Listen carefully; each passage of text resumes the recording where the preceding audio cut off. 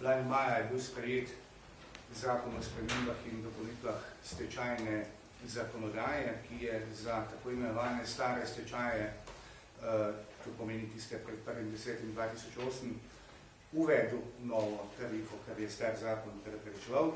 Posledica je bila ta, da je bilo v mesecu maju in prvih 10 dni, torej v mesecu juniju in prvih 10 dni meseca julija dosojenih kar skupno za 3,5 milijone stečajnih nagrad. Na tej točki smo se ustavili, ker je minister za pravosodje sprejel poseben pravilnik, s katerim je omejil stečajne nagrade. To je zdaj tudi bistvo naše zahteve od tu naprej.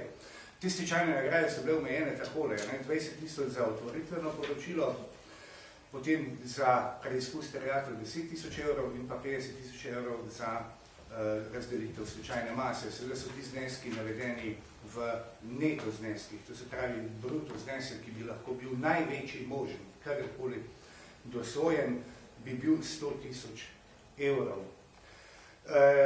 Ne da se pozorim zdaj v nadaljevanju na naslednje. Minister Zalar je takrat trdil, da je zadeva sedaj urejena, da je 100.000 evrov bruto, odnosno 80.000 evrov, največ, kar lahko kdajkoli stečajni upravitelj dobi. Poglejte, zgodilo se naslednje. Sodišče višje sodišče v Ljubljani, 29. januar 2010. Sklep sodišča, Zalarjev pravilnik, velja za naprej, za nazaj pa ne. Pomeni, da za stečaje pred 11.7.2009 so lahko te stečajne nagrade postavili, tudi tiste 500-600.000 evrov. Sodišče v Kopru, 22.12.09, pravi pa takole. Zalarjev pravilnik velja tudi za nazaj. Tudi za nazaj. Sodišče v Mariboru sprejme višje sodišče v Mariboru sprejme nek umestni sklep med tema dvema. Torej imamo v slovenskem prostoru izoblikovano prakso, ali pa bomo imeli 4 višjih sodišč. Namreč višje sodišča so dokončna inštanca. Vrhovno sodišče na tem področju ne more ničesar ukrepati. Višje sodišča so zadnja inštanca, ki zavzamejo tako imenovano sodno prakso. To pa pomeni, da bomo imeli v Sloveniji toliko sodnih praks, kolikor imamo višjih sodišč. To pomeni tudi, da bojo v neenakom pravnem položaju stečajni upravitelji. Tisti v Kopru, recimo, bodo limitirani na 80.000 evrov neto, tisti v Ljubljani teh omejitev ne bodo imeli, ne glede na stečaj.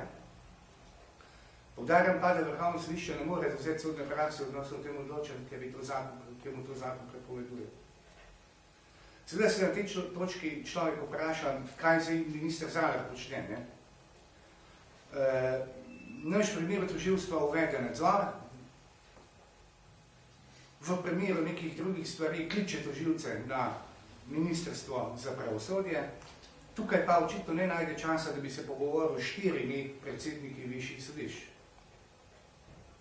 in predstavil problematiko, zato da bi ta višja sodišča poenotila svojo sodno prakso. Tudi včeraj na odboru za notranjo politiko, javno pravo in pravosodje, kjer je govoril državni pravobranilec, gospod Bembič, je povedal, da v teh postopkih pritožb pri stečajnih nagradah niso kaj prida uspešni. Ne vam povem v nadaljevanju še samo 4 primere, kako neenotna je zdaj v tem trenutku ta praksa. Poglejte, IUV Vrhnika, s katero smo se ukvarjali že lansko leto, 22.6.09, pomeni pred pravilnikom, ki ga je izdal minister Zalar, dosodi 189.000 evrov in nekaj čez nagrade stečajni upraviteljici. Pritoži se ena od delovk. Nihče drug se ni pritožil, ta denar bi bil izplačan, če se ne bi pritožila ena od delovk. Višje sodišče v Ljubljani to zadevo razvelja. Če sojenja na prvostopnem sodišču v Ljubljani pade v čas Zalarjevega pravilnika, to pomeni 30.10.09, ponovno sojenje, ponovno odločenje. Prvostopno sodišče v Ljubljani določi 30.10.09. 24.000 evrov akontacije. Akontacija po zakonu ni dovoljena. Zakon je ne predvideva več. Torej sodišče obide zakon in reče 24.000 evrov akontacije. Višje sodišče v Ljubljani ponovno odloča o teh 24.000 evrih in iz sklepa črta besedico akontacija, vse ostalo pusti pa do pike in vejce enako. Popolnoma enako. 1.2.2010 isti sodnik v isti zadevi I.V. Vrtnika, podarjam 1.2.2010, določi 88.000 evrov neto nagrade za otvoritveno poročilo. Otvoritveno poročilo. To pa je po pravilniku gospoda Zanarja samo 20.000 evrov možno izplačati. Pomeni 4-krat prekorači ta znesek. Sodnik zapiše, da ne bo upošteval pravilnika ministra Zalarja. Sodnik zapiše, da se bo oprl na svojo lastno presojo, pri čimer bo upošteval, pazite, kaj bom povedal, tarifo odvetnikov.